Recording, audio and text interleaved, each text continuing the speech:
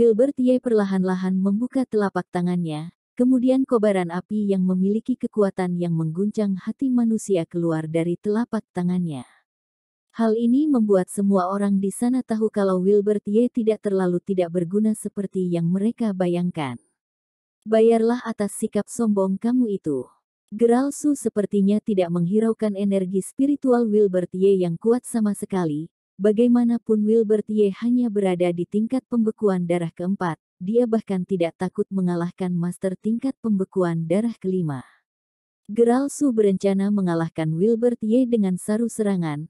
Saat dia menyerang ke arah Geral, dia sudah mengeluarkan lapisan otot dan pembuluh darahnya, juga telah memperbesar kolam dalam tubuhnya, jadi tentu saja dia bisa meresap lebih banyak energi spiritual.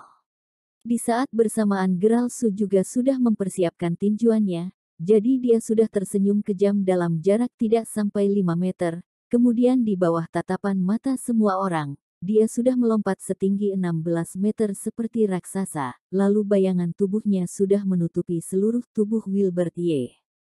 Jurus sapi liar mengguncang tanah. Geral Su melayangkan tinjuannya yang memiliki kekuatan besar ke arah kepala Wilbert Ye.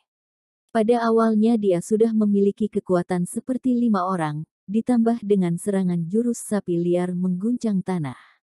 Meskipun Wilbert Ye memiliki kulit seperti besi, tapi Geral Su sangat yakin dia bisa membuat tubuh Wilbert Ye hancur. Anak itu ternyata tidak menghindar, dia pasti akan mati. Jurus sapi liar mengguncang tanah milik Geral Su ini sangatlah hebat, dia sekarang berada di peringkat 24, tapi aku tebak dengan mengandalkan jurus ini, dia bisa masuk ke peringkat 15 besar.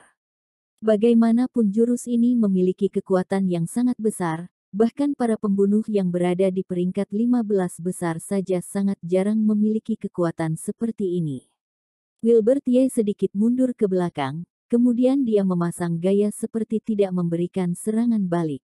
Hal ini membuat orang merasa dia adalah orang bodoh.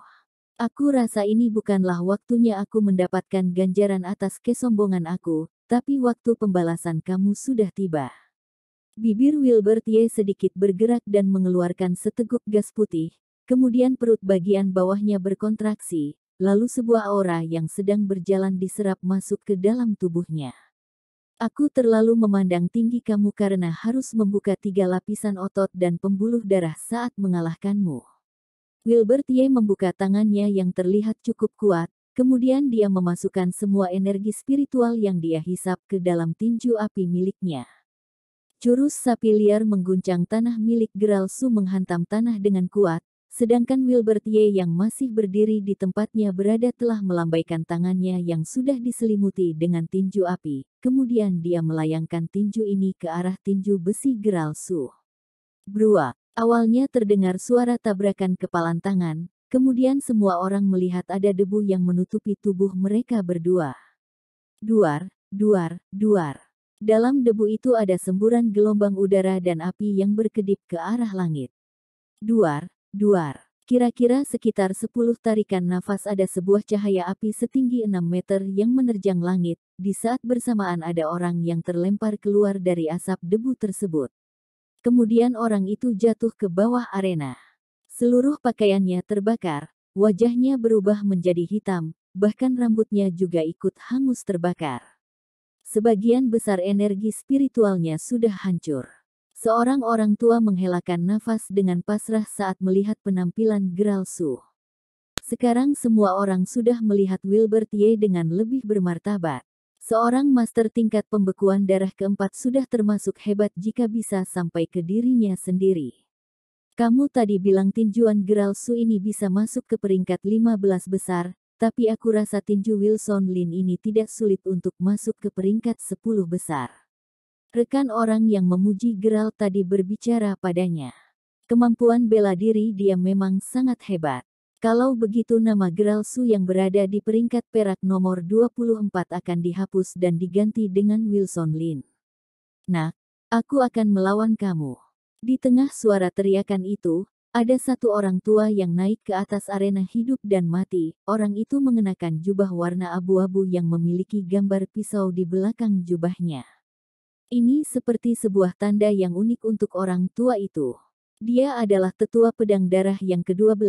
Dengar-dengar dia sudah menjadi salah satu anggota istana Hell Hunting, tidak tahu hal ini asli atau palsu. Saat tetua pedang darah naik ke atas arena, Eleven Blood pun melihat ke arahnya. Wilbert Ye melihat ke arah orang tua itu. Dari aura orang itu Wilbert bisa merasakan dia telah mencapai tingkat pembekuan darah ke-8, tapi dia baru membuka 2 lapisan otot dan pembuluh darah. Anak muda, habislah kamu. Ada rumor yang beredar tetua pedang darah ini saat muda begitu bersemangat dan memiliki bakat latihan yang tinggi, tapi kemudian tidak tahu mengapa meridiannya rusak. Kecepatan dia menghisap energi spiritual juga berubah menjadi sangat lambat. Ini adalah alasan kenapa dia hanya berada di tingkat pembekuan darah ke-8 pada usia dia seperti ini, tapi tidak disangka dia masih bisa bertahan dalam bahaya dan membuka 2 lapisan otot dan pembuluh darah. Hai. Tetua pedang darah itu melihat ke arah Wilbert Ye, kemudian dia tersenyum berkata, anak muda, aku sarani kamu untuk latihan bela diri. Apakah kamu pernah pergi ke tempat bela diri? Aku lihat kamu masih muda. Sepertinya kamu tidak mengerti dengan keterampilan memelihara unsur yin dan memperkuat unsur yang. Ketika aku masih muda meridian aku pernah dipatahkan oleh orang, lalu aku pun mengandalkan keterampilan memelihara unsur yin dan memperkuat unsur yang untuk hidup sampai sekarang. Aku rasa kamu juga pernah melihat prestasi aku di peringkat pembunuh bukan? Bagaimana menurut kamu? Wilbert Ye mengepalkan tangannya. Pada kehidupan sebelumnya dia telah menjadi orang yang tertinggi, jadi bagaimana mungkin dia tidak pernah mendengar keterampilan memelihara unsur yin dan memperkuat unsur yang. Orang tua ini terlihat seperti manusia, tapi hal yang dia lakukan tidak sebanding dengan hewan. Dalam catatan daftar nama pembunuh, sudah ada ratusan wanita yang dia lukai untuk menggunakan keterampilan memelihara unsur yin dan memperkuat unsur yang. Orang tua, hari kiamat kamu sudah tiba. Wilbert Ye tersenyum sinis, kemudian dia melangkahkan kakinya ke depan dan melakukan serangan lebih dahulu. Nah, aku sudah berada di tingkat pembekuan darah ke-8 dan juga sudah membuka 2 lapisan otot dan pembuluh darah. Bagaimana mungkin kamu mengira bisa mengalahkan aku hanya karena sudah mengalahkan Geralsu? Aku beritahu kamu, Geralsu tidak akan bisa melewati 3 serangan yang aku berikan. Setelah selesai bicara tetua pedang darah itu segera menggerakkan energi spiritual dalam tubuhnya beserta otot dan pembuluh darah. Sebagian besar energi spiritual sudah dihisap olehnya. Tubuhnya mulai berubah menjadi besar, wajahnya yang tua itu menunjukkan senyum yang jahat. Dia tiba-tiba menghelakan nafas spiritual, kemudian angin dari energi spiritual itu menerpa ke arah Wilbert Ye. Jika angin energi spiritual ini menyentuh tubuh kamu, maka dia akan berubah menjadi potongan pisau yang akan memotong tubuh kamu. 3 hari yang lalu ada seorang anak muda tidak mau diajari, kemudian dia terpotong menjadi 360 potongan karena jurus ini, jadi coba saja apa kamu juga bisa mencapai ke angka ini. Orang tua itu tersenyum sinis dengan aneh. Duar. Ketika dia baru selesai bicara, energi spiritual Wilbert Ye seperti gunung Merapi yang meledak. Energi spiritual yang besar dihisap ke dalam tubuhnya, ditambah bantuan dari kitab 1000 cahaya sehingga dia bisa merubah energi spiritual yang paling murni dengan sangat cepat. Seketika tubuh Wilbert Ye hilang dari tempatnya berada. Sehingga angin pedang energi spiritual itu hanya bisa berputar di tempat dia berada. Awalnya aku hanya ingin menggunakan 3 lapisan pembuluh darah agar buat kematian kamu terlihat lebih baik, tapi sekarang aku ingin menggunakan 5 lapisan otot dan pembuluh darah untuk membuat tubuhnya menjadi cairan darah. Suara Wilbert Ye seperti jimat yang bergema di sekitar telinga tetua pedang darah. Tubuh tetua pedang darah seketika menjadi dingin, suara Wilbert Ye bergema di telinganya. Akhirnya masuk ke dalam hatinya, di saat bersamaan tinju Wilbert Ye juga jatuh ke jantung orang itu. 7 pembunuh 7 langkah, 1 tinju 1 langkah, tinju dan langkah membunuh. Wilbert Ye bisa menghindari pedang angin energi spiritual dari tetua pedang darah dengan mudah karena mengandalkan langkah pertama tinju pembunuh 7 langkah, yaitu langkah mematikan. Hati tetua pedang darah bergetar, kemudian rasa sakit menjalar ke seluruh tubuhnya dan darah segar keluar dari mulutnya. Lalu dia menundukkan kepala melihat ke arah lukanya dengan tidak masuk akal. Setelah itu dia mendongakkan kepala lagi melihat ke arah Wilbertier, lalu berbicara dengan suara yang getir, bagaimana mungkin? Kamu. Wilbertier memasang wajah yang datar, dia sedikit mengepalkan tangannya dengan penuh tenaga, kemudian tubuh tetua pedang darah itu meledak dan melihat buih darah. Orang yang ada di bawah sudah dibuat terkejut dengan cara Wilbertier. Meskipun mereka adalah pembunuh, tapi mereka juga harus melihat latar belakang saat membunuh orang. Sedangkan Wilbertier tidak pernah memikirkan hal ini, selain itu cara yang dia lakukan juga sangat mengejutkan orang. Dia terlihat seperti anak berumur 16 tahun, tapi dia memiliki hati yang begitu kejam. Jika kedepannya dia semakin tumbuh, dia pasti memiliki tempat yang tinggi di dunia pembunuh. Meskipun hanya tingkat pembekuan darah keempat, tapi energi spiritual yang dikeluarkan sepertinya tidak lebih lemah dari tetua pedang darah. Sebenarnya ada berapa banyak kekuatan yang disimpan oleh orang ini, kekuatan yang dikeluarkan oleh Wilbertier juga membuat Eleven Blood terkejut, dia tidak pernah menyangka Wilbertier akan memiliki kekuatan seperti ini. Daftar peringkat pembunuh nomor 12 sudah ganti orang. Nama Wilson Lin dari peringkat 24 naik menjadi peringkat 12. Apakah dia masih ingin bertarung?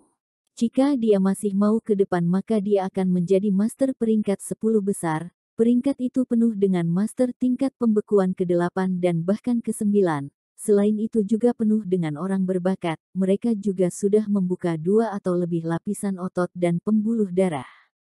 Wilbertier melihat ke depan daftar peringkat pembunuh 10 besar, di belakang nama orang itu adalah kejahatan yang telah mereka perbuat. Tiba-tiba sebuah prestasi kejahatan telah menarik perhatian Wilbertier. Dia telah mencegat pedagang emas keluarga Zeng yang kaya di prefektur kota, juga membunuh Vincent Zeng dan Albert Zeng. Dennis Zeng yang merupakan pemimpin keluarga Zeng biasanya bersikap licik dan suka menipu orang. Selain itu kedua anaknya juga sangat arogan dan mendominasi. Sedangkan Vincent Zeng dan Albert Zeng adalah keponakannya, mereka berdua adalah master tingkat pembekuan darah kelima, siapa sangka dia bisa dibunuh oleh orang. Bisa dibilang hal ini telah menghilangkan 2 penjahat di prefektur kota, jadi Wilbert cukup berharap orang seperti ini bisa masuk ke dalam daftar peringkat pembunuh. Kemudian dia melihat ke nama peringkat pembunuh yang ada di atas. Yoshi Lei, peringkat pembunuh ke-7. No, otak Wilbertier seketika bergetar hebat, seperti baru tersengat dengan listrik. Tidak mungkin. Ini adalah pemikiran pertama Wilbertier. Yoshi Lei adalah anak tunggal dari Leonardo Lei. Wilbertier pernah bertemu dengan Leonardo Lei di acara lelang. Selain itu Yoshi juga termasuk sahabatnya, jadi bagaimana mungkin dia bisa berubah menjadi pembunuh? Hati Wilbertier seketika merasa sakit saat berpikir Yoshi Lei menjadi seorang pembunuh. Saat dia terus melihat ke belakang, Wilbertier berpikir mungkin itu hanya nama yang sama saja. Yoshi Lei, anak dari Leonardo Lei dari keluarga Lei di prefektur kota, berada di tingkat pembekuan darah ke-9 dan sudah membuka 3 lapisan otot dan pembuluh darah. Dada Wilbertier terasa sesak, informasi di atas sudah benar-benar menunjukkan identitas Yoshi Lei. Wilbertier melihat ke atas 10 kursi yang ada di belakang arena hidup dan mati, di sana ada 10 orang yang duduk di sana, 10 besar pembunuh peringkat perak. Tatapan mata Wilbertier jatuh ke orang yang berada di urutan ke-7.